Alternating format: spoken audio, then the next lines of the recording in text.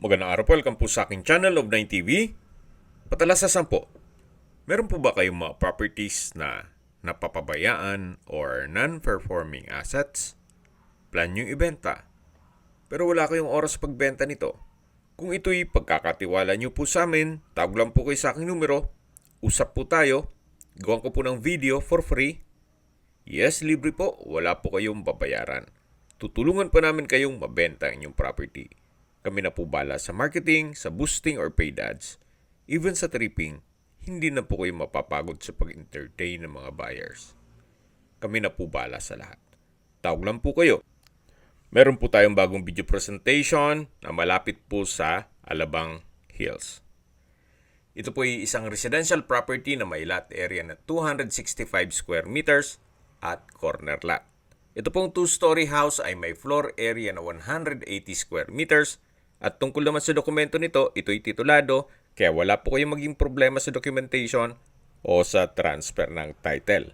Ito pong bahay ay may 5 bedrooms, 3 toilet and bath, 2 car garage at naka-landscape na po dito sa harapan ng bahay.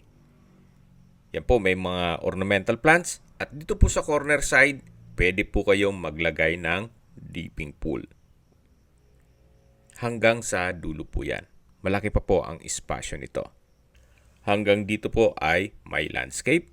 Ito pong bahay ay well-maintained, kaya ready for occupancy. Wala na po kayong ipapagawa dito. Kung hanap nyo po isang property na nasa Alabang area at malapit po sa San Beda College na pwedeng lipatan kaagad, at kung may estudyante po kayo sa San Beda, ito na po yung hinahanap nyo. Ito po yung main door, naka-solid wood door. At dito na po tayo sa living area o salas. Naka-ceiling cove design, may pin lamps, modern ceiling light fixtures, may customized glass windows, at malaki po ang espasyo nito. Tungkol naman po sa mga furnishings, hindi po kasama yan. So, bare lang po ito, as in literal na house and lot lang. Walang furnishings. Ang kagandahan po dito sa marble flooring ay mas matibay po ito sa tiles. So, kahit mabagsakan po yan ng mabigat na bagay, ay hindi po basta-basta magkakaroon ng crack. So, dito po ay may glass window papunta dito sa covered lanai. Sa ngayon, nilagyan muna nilang mga kagamitan, pero dyan po sa likod niyang trapal ay yung corner side na may landscape. Then meron pong console table and drawer, at ito naman po yung hagdan. Mamaya po akit tayo dyan. Then meron pong family area. Hanggang dito po ay naka-marble flooring. Yan po yung sliding glass door papunta sa dining area. At dito naman po yung access door na papunta naman dito sa covered car garage. Nakakasya po dito ang dalawang sasakyan. Then yan po yung main gate. At dyan po tayo dumaan kanina nung pumasok tayo dito sa loob ng property. So ito po yung first bedroom. Kung meron man po kayong PWD or senior citizen sa pamilya, etong kwarto na to ang para sa kanila. Malaki naman po ang spasyo nito at meron pong glass window at wall-mounted wooden rack.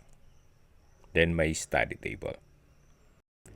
Mula naman po dito sa first bedroom, paglabas nyo po ay katabi lang nito yung common toilet and bath. May wall-mounted hand wash basin, vanity mirror, tile bathroom wall, may water closet with bidet, at sa dulo po yung shower. So mula po dito sa first bedroom at common toilet and bath, balik po ulit tayo dito sa may dining area. So meron na rin pong split type aircon, naka-ceiling cove design, modern light fixtures, at may decorative wall.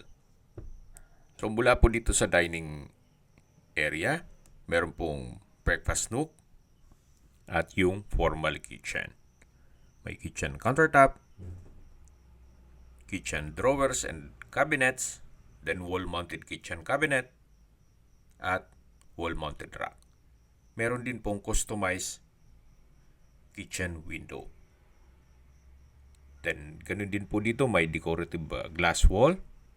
At ito po yung access door papunta sa preparation kitchen or working kitchen. Ang iba naman ay tinatawag itong dirty kitchen. May kitchen countertop, double stainless sink with faucet, kitchen cabinets, naka-tiled flooring. Ito po yung double stainless sink with faucet. Then meron pong space dito para sa gas range. Ito po yung access gate na papunta naman dito sa may garahe. Na kung saan pinakita ko na rin to sa inyo kanina. Okay, ito po ulit yung dirty kitchen o preparation kitchen o working kitchen. At meron pong another gate na papunta naman dito sa service area. Na sa ngayon, ginawa nilang stock room. Then meron pong maid's room. Yan po paikot lang naman yan hanggang dun sa may corner side. So balik po ulit tayo dito sa loob. Ito yung formal kitchen na may kitchen countertop at breakfast nook. At dito naman po yung dining area. Okay, akyat na po tayo dito sa stairs at para ma-check natin yung mga kwarto. Ito po yung naka-wooden staircase, wooden handrail, at railing. Samahan niyo po ako, akyat po tayo. Nandito na po tayo sa second floor. Ito po yung hallway. Yan po yung mga kwarto. At check po natin itong second bedroom. Sa spasyo, sakto lang. Hindi naman siya ganun kaliit at hindi naman ganun kalaki. Meron pong dalawang glass window at may wardrobe. Na from floor to ceiling po yan. Meron din pong drawer and dresser. At maayos naman po ang pintura ng ceiling at wall. So wala po kayong ipapagawa dito. Kahit po dun sa baba kanina, mapapansin nyo po na ito'y well-maintained at napakalinis po nitong property. So check po muna natin itong second bedroom na kung saan meron pong center lamp, pin lamp, split type aircon, customized glass windows, wooden design tiled flooring, may sariling toilet and bath, may bathroom countertop, tiled bathroom wall, water closet with bidet, vanity mirror, floating bathroom cabinet, then shower enclosure na may overhead shower at water heater set. From floor to ceiling din po itong tiled bathroom wall. At dito naman po ay may baby's room na kung saan sa ngayon ay ginawa nilang walk-in closet. So mula po dito sa baby's room, meron din po siyang nakabukod na pintuan. Itong baby's room at yung third bedroom ay Jack and Jill po itong toilet and bath. Ito naman po yung common toilet and bath. Naka-tiled bathroom wall po. From floor to ceiling po yan. May pedestal bathroom sink. Then vanity mirror. Water closet with bidet. May shower enclosure. Water heater set. Working po yan. At meron pong bathroom window. Napakaganda po ng disenyo nitong tiled bathroom wall. So ito po yung common toilet and bath dito sa second floor. Then ito po yung last bedroom. Malaki po ang espasyo niya. May center lamp, may pin lamp, Maayos ang pintura ng ceiling at wall.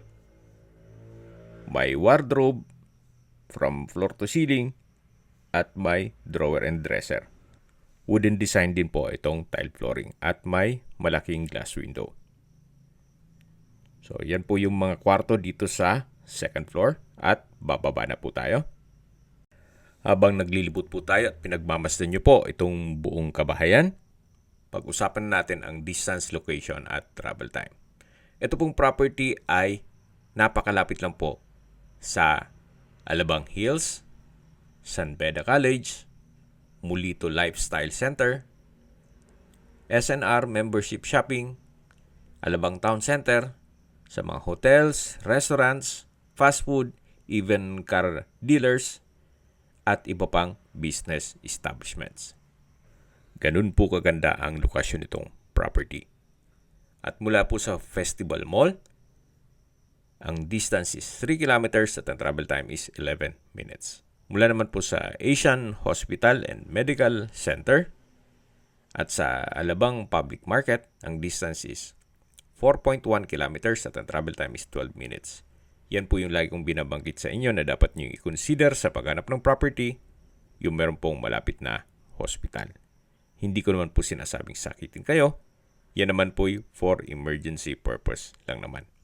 At mula naman po sa Skyway Ramp, ang distance is 2.2 kilometers at ang travel time is 7 minutes. Ang Skyway po ay connecting North Luzon Expressway at ibang parte ng Metro Manila. Mula naman po sa Manila o sa airport, ang distance is 17 kilometers at ang travel time is 35 minutes via Skyway. Baka mas mabilis pa kung walang traffic. Okay, sa presyo na po tayo. Binebenta po ito ni owner sa halagang 29.8 million pesos net.